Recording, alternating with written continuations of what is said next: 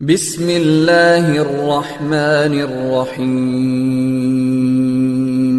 الحمدللہ رب العالمین والصلاة والسلام على اشرف الانبیاء والمرسلین وبعد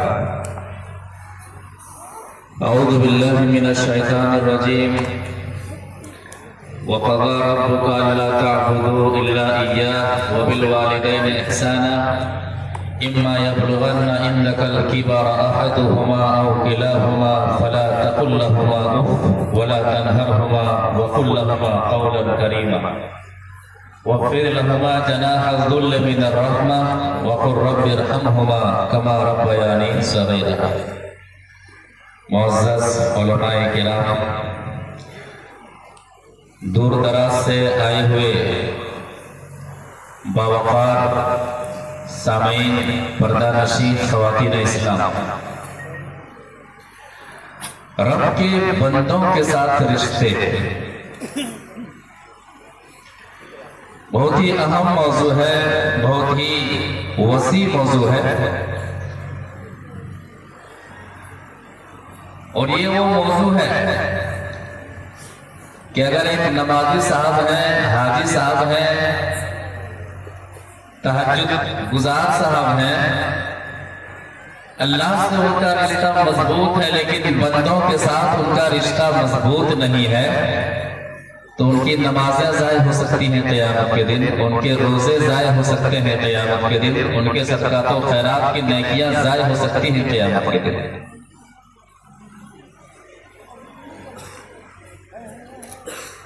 رب کے بندوں کے ساتھ اگر رشتے اچھے نہ ہو، درست نہ ہو، تو اللہ کے رسول صلی اللہ علیہ وسلم فرماتے ہیں کہ چاہے مرد کا معاملہ ہو چاہے عورت کا معاملہ ہو، بڑی بڑی نیکیاں برباد ہو جاتی ہیں، بڑے بڑے اعمال برباد ہو جاتے ہیں. سجدے بہت زیادہ ہونے کے باوجود نبی صلی اللہ علیہ وسلم فرماتے ہیں کہ وہ جہنمی ہیں. ایک حدیث سے سمجھتے ہیں. اس حدیث سے آپ اندازہ لگا سکتے ہیں کہ ایک آدمی کا دوسرے آدمی کے ساتھ جو رشتے ہیں، ان رشتوں کا معاملہ کس انداز سے ہونا چاہیے. جس سماج و معاشرے کے اندر ہم لوگ رہ رہے ہیں، جی رہے ہیں، ہمارا اخلاق، ہمارا کردار ان کے ساتھ کیسا ہونا چاہیے. ہم لوگ یہ سمجھتے ہیں کہ سماج کا معاملہ ہے، نہیں، سماج کا معاملہ نہیں، یہ دین کا معاملہ ہے. اگر ہم نے رشتوں کو رب کے بندوں کے ساتھ مضبوط نہیں کیا تو یہ دین کا معاملہ ہے، ہماری آخرت تباہ ہو سکتی ہے. حدیث سے سمجھتے ہیں. حدیث اس طرح سے ہے.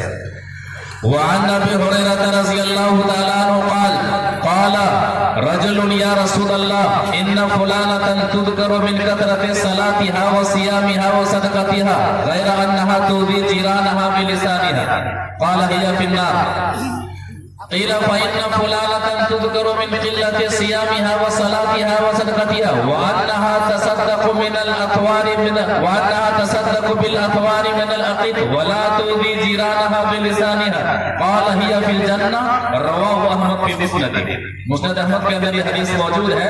راوی حدیث حضرت ابو ہریرہ رضی اللہ تعالیٰ عنہ ہے. وہ فرماتے ہیں کہ ایک صحابی نبی صلی اللہ علیہ وسلم کے پاس آتے ہیں، کہتے ہیں کہ اللہ کے رسول صلی اللہ علیہ وسلم، ایک عورت ہے، بہت زیادہ نمازیں پڑھتی ہیں، بہت زیادہ روزہ رکھتی ہیں، بہت زیادہ صدقات و خیرات کرتی ہیں، یعنی فرائض کے علاوہ نوافل کی پابندی کرتی ہیں. لیکن ایک مسئلہ ہے، اس عورت کے اندر ایک خامی ہے کہ غیر انہا تؤذی جیرانہا بلسانہا، اپنی زبان سے پڑوسی کو ستاتی ہے، پریشان کرتی ہے. قال ہی فی النار، کہا وہ جہنمی ہے، وہ عورت جہنمی ہے. سوچنے والی بات ہے. حوالہ کیا دیا جا رہا ہے؟ بہت زیادہ نماز پڑھنے والی ہے، بہت زیادہ صدقات و خیرات کرنے والی ہے، بہت زیادہ روزہ رکھنے والی ہے، بہت زیادہ کہا کہ حدیث یہ بتانا چاہ رہی ہے کہ صرف فرائض کی پابندی نہیں کرتی ہے، نوافل کی بھی پابندی کرتے ہیں، نفلی روزے، نفلی صدقے، نفلی نمازیں، لیکن زبان محفوظ نہیں ہے، بندوں کے ساتھ اس کا رشتہ صحیح نہیں ہے، اللہ کے بندوں کے ساتھ ان کا معاملہ صحیح نہیں ہے. یہ فی النار، وہ جہنمی ہے، ان کی نیکیاں ضائع ہو جائیں گی. پھر پوچھا گیا فَإِنَّ فُلَانَةً تذکر من قلت صیامها و صلاتها و صدقتها. اے نبی صلی اللہ علیہ وسلم ایک اور خاتون ہے، کم نمازیں پڑھتی ہیں، کم روزے رکھتی ہیں، کم صدقات و خیرات کرتی ہیں. وَأَنَّهَا تَصَدَّقُ بِالْأَطْوَارِ مِنَ الْأَقِطِ. پنیر کا ٹکڑا وہ صدقہ کرتی ہے، سمجھانے کے لیے معمولی صدقہ. یعنی یہ ایسی عورت ہے جو صرف فرائض پر ہی اکتفا کرتی ہیں، لیکن ایک خوبی وَلَا تُؤْذِي جِيرَانَهَا بِلِسَانِهَا. اللہ کے بندوں کے ساتھ ان کا رشتہ بڑا پیارا ہے، بڑا اچھا ہے. اپنے پڑوسی کو ستاتی نہیں ہے، ملانے والی بات کرتی ہیں، ہمدردی والی بات کرتی ہیں، کسی کا دکھ اور غم کو ہلکا کرنے والی باتیں کرتی ہیں، قرآن و حدیث کی باتیں کرتی ہیں، اللہ کی باتیں کرتی ہیں، جنت و جہنم کی باتیں کرتی ہیں. بڑی پیاری خاتون ہے، زبان کی بڑی میٹھی ہے، سنے تو سنتی چلی جائے. اس طرح معاملہ ان کا دوسرے خواتین کے ساتھ ہے. کہتے ہیں یا فی الجنہ، وہ جنتی ہے. اب اس سے آپ اندازہ لگا سکتے ہیں کہ رب کے بندوں کے ساتھ رشتوں کا شرعی اعتبار سے مضبوط ہونا کتنا ضروری ہے. اگر اللہ کے بندوں کے ساتھ ہمارے رشتے مضبوط نہیں ہوئے حقوق ادا کرنے کے اعتبار سے، چاہے زبانی حقوق کا معاملہ ہو، چاہے مالی حقوق کا معاملہ ہو، چاہے اور جو دیگر سماجی حقوق کے معاملات ہوں، اگر ایک نمازی صاحب، ایک حاجی صاحب اگر رب کے بندوں کے ساتھ رشتے کو شرعی طریقے سے مضبوط نہیں کر رہے ہیں، نماز کی نیکیاں ضائع ہو سکتی ہیں، حج کی نیکیاں ضائع ہو سکتی ہیں، روزے کی نیکیاں ضائع ہو سکتی ہیں. اب مختصراً بالترتیب ہم دیکھتے ہیں کہ حقوق کیا ہے. اللہ کے بعد رب کے بندوں کے حقوق میں سے جو اہم حقوق ہے وہ ماں کے حقوق ہیں، اس کے بعد سے باپ کے حقوق ہیں، ماں باپ کے حقوق ہیں، ماں باپ کے حقوق ہیں. ایک صحابی اللہ کے رسول صلی اللہ علیہ وسلم کے پاس آتے ہیں، کہتے ہیں نبی صلی اللہ علیہ وسلم میں آپ کے پاس مشورہ لینے کے لیے آیا ہوں. مشورہ یہ لینے کے لیے آیا ہوں کہ میں جہاد میں جانا چاہتا ہوں، میں میدان جہاد میں جا کر کے سرخرو ہونا چاہتا ہوں، آپ کی کیا رائے ہے؟ کہتے ہیں ماں ہے گھر میں ماں ہے. حدیث کیا کہتی ہے؟ ان معاویہ بن جاہمہ السلمی ان جاہمہ جاء الى النبی صلی اللہ علیہ وسلم فقال یا رسول اللہ اردت ان اغزو وقد جئت استشیرک. فقال رسول اللہ صلی اللہ علیہ وسلم هل لك من قال نعم قال فالزمها فإن الجنة تحت رجليها. رواہ النسائی فی کتاب الجہاد. نسائی شریف کے اندر یہ حدیث کتاب الجہاد میں اسی طرح سے موجود ہے.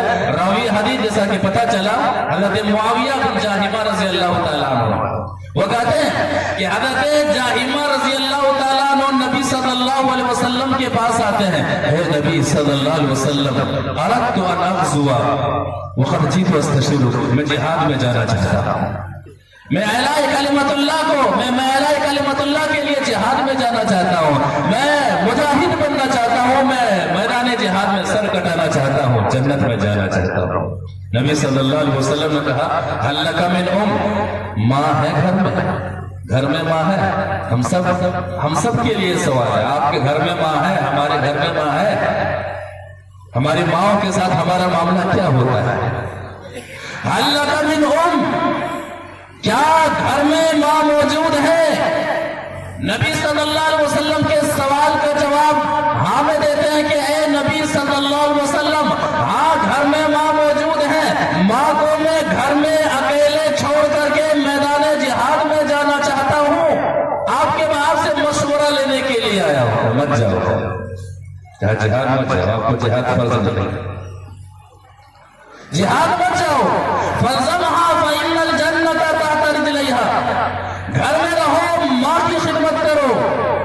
ماں کو دوا کی ضرورت ہے، ماں کو آپ کی ضرورت ہے، قدم قدم پر ماں کو آپ کی ضرورت ہے. فَالْزَمْهَا، آپ پر جہاد فرض نہیں ہے، جاؤ. فَإِنَّ الْجَنَّةَ تَحْتَ رِجْلَيْهَا، جنت ماں کے قدموں کے نیچے. بحوالہ طبرانی کہ فَإِنَّ الْجَنَّةَ تَحْتَ أَرْجُلِهِمَا، جنت ماں کے قدموں کے نیچے بھی ہے، جنت باپ کے قدموں کے نیچے بھی ہے. دونوں طرح کی روایتیں موجود ہیں. اب اس حدیث کو سامنے رکھ کر کے مسلم معاشرہ غور و فکر کرے کہ ہمارا معاملہ ہمارے ماں باپ کے ساتھ کیسا ہوتا ہے، ہمارا رویہ ہمارے ماں باپ کے ساتھ کیسا ہوتا ہے. اللہ کے بعد زمین کے اوپر سب سے زیادہ حق کسی کا ہے تو وہ ماں کا ہے، اس کے بعد سے باپ کا ہے، یعنی ماں باپ کے حقوق سب سے زیادہ ہیں، اس کے بعد بیوی کا معاملہ ہے، اس کے بعد بچوں کا معاملہ ہے، اس کے بعد سے دوسری فیملی کا معاملہ ہے، اس کے بعد سے پڑوسی کا معاملہ، اس کے بعد سے فلاں فلاں کا معاملہ ہے۔ ماں گھر میں کھانس رہی ہے، بیٹے کو کوئی پرواہ نہیں ہے، بوڑھی ہے، عادت ہو گئی ہے، گھر میں کیا ہو رہا ہے ماں باپ سے کوئی مطلب نہیں ہے۔ ماں کو دوا کی ضرورت ہے، ماں کو بیٹے کے سہارے کی ضرورت ہے، ماں کو کھانے کی ضرورت ہے، ماں کو بستر کی ضرورت ہے، باپ بیٹے کو کوئی پرواہ نہیں۔ کیا عادت ہو گئی ہے، عادت ہو گئی ہے، عادت ہو نہیں گئی ہے۔ آپ نے حق کو بھلا دیا ہے، ماں کے حق کو بھلا دیا ہے، ماں کے حق کو فراموش کر دیا ہے۔ اسی طرح سے اللہ کے رسول صلی اللہ علیہ وسلم کے پاس ایک صحابی آتے ہیں، میں ہجرت کرنا چاہتا ہوں، بہت بڑا ثواب ہے ہجرت کا، ہجرت کرنے سے پچھلے سارے گناہ معاف ہو جاتے ہیں، سارے گناہ معاف ہو جاتے ہیں۔ کہتے ہیں نبی صلی اللہ علیہ وسلم میں آپ کے پاس آیا ہوں، ہجرت کرنے پر بیعت کرنے کے لیے آیا ہوں کہ میں ہجرت کرنا چاہتا ہوں، اللہ کی خاطر میں بستی چھوڑنا چاہتا ہوں، وطن چھوڑنا چاہتا ہوں،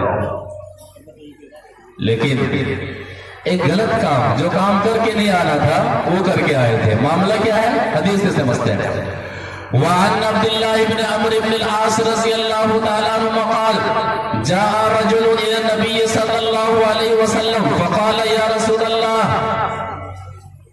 اني جئت اليك ابايعه على الهجره فقال رسول الله وترك ابويه يبكيان فقال النبي صلى الله عليه وسلم ارجع اليهما واذهبهما كما ابقيتهما رواه البخاری في کتاب المفرد، رواه البخاری في الادب المفرد۔ بخاری شریف کے اندر یہ حدیث موجود ہے، راوی حدیث ہے عبداللہ بن عمرو بن عاص رضی اللہ تعالیٰ عنہما، وہ فرماتے ہیں کہ ایک صحابی نبی صلی اللہ علیہ وسلم کے پاس آتے ہیں، اے اللہ کے رسول صلی اللہ علیہ وسلم میں ہجرت پر بیعت کرنے کے لیے آیا ہوں، وَتَرَكَ أَبَوَيْهِ يَبْكِيَانِ، اور وہ صحابی آتے ہیں اپنے ماں باپ کو گھر میں روتے ہوئے چھوڑ کر کے آتے ہیں، ماں باپ کو ان کی ضرورت ہے لیکن ماں باپ کو روتے ہوئے چھوڑ کر کے آئے ہوئے کہ اے نبی صلی اللہ علیہ وسلم میں ہجرت کرنا چاہتا ہوں، اس پر بیعت کرنے کے لیے آیا ہوں۔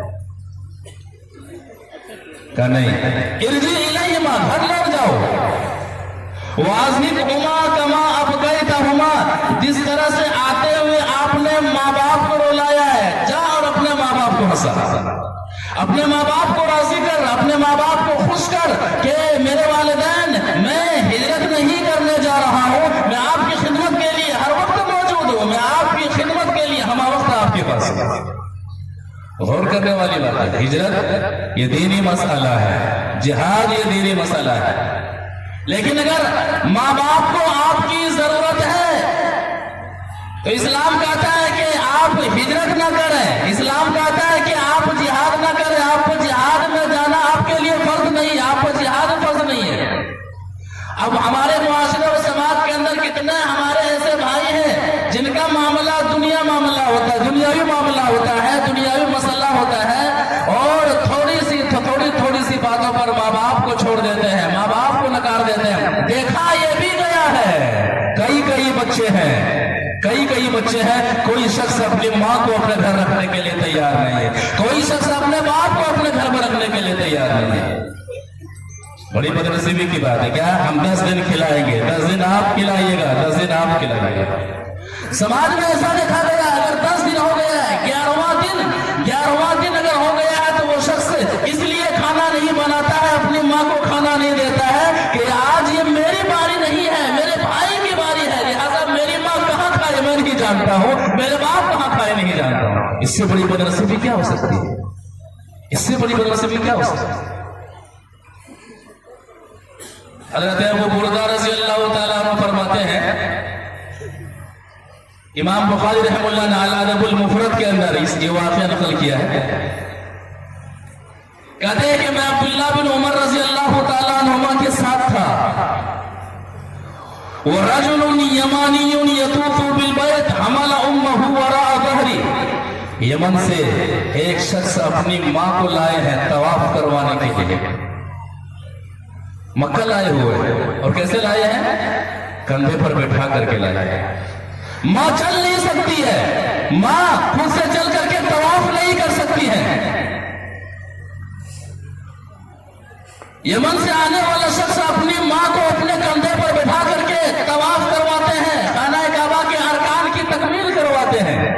شعر کہتے ہیں انی لہا بعیرھا المذلل ان اذعرت رکابھا لم اذعر، میں اپنی ماں کے لیے فرما بردار اونٹ ہوں، اگر اونٹ بدک جائے تو میں بدکنے والا نہیں ہوں۔ یعنی میری ماں میرے اوپر بیٹھی ہوئی ہے، اس کے لیے جتنی بھی مجھے تکلیفیں ہوں، جتنی بھی پریشانیاں ہوں، ساری تکلیفوں کو میں برداشت کرنے کے لیے تیار ہوں۔ شراح حدیث نے یہاں تک لکھا ہے کہ اسی موقع پر ماں پیشاب بھی کر دیا کرتی تھی، غلاظت بھی کر دیا کرتی تھی، ماں بوڑھی ہو چکی تھی۔ کہتے ہیں طواف کروانے کے بعد عبداللہ بن عمر رضی اللہ تعالی عنہما کے پاس وہ یمن سے آئے ہوئے شخص کہتے ہیں، سارا واقعہ بتاتے ہیں کہ میں نے اپنی ماں کو اپنے کندھے پر بٹھا کر کے طواف کروایا ہے۔ اب ترانی جزیتھا، اے صحابی رسول، کیا میں نے اپنی ماں کا حق ادا کر دیا؟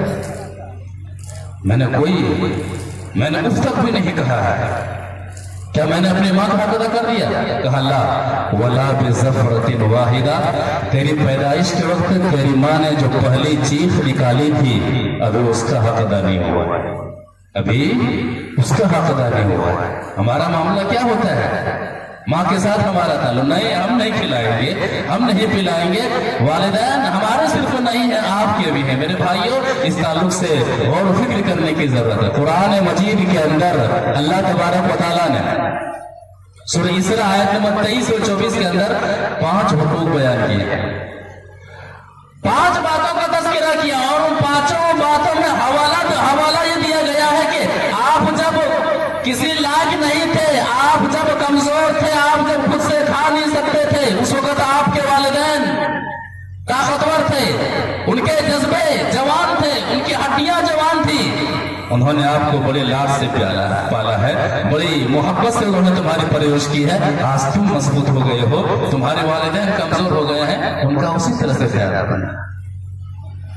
چڑچڑاپن کا شکار ہو جاتے ہیں، ان کی باتوں کو دل پہ نہ لینا، ان کے ساتھ ادب سے بات کرنا، ان کے ساتھ احترام سے بات کرنا، ان کے ساتھ نرمی سے بات کرنا۔ جب بھی بوڑھے والدین آپ کو تکلیف دے، پریشان کرے، ایسے موقع پر سمجھنا کہ بوڑھا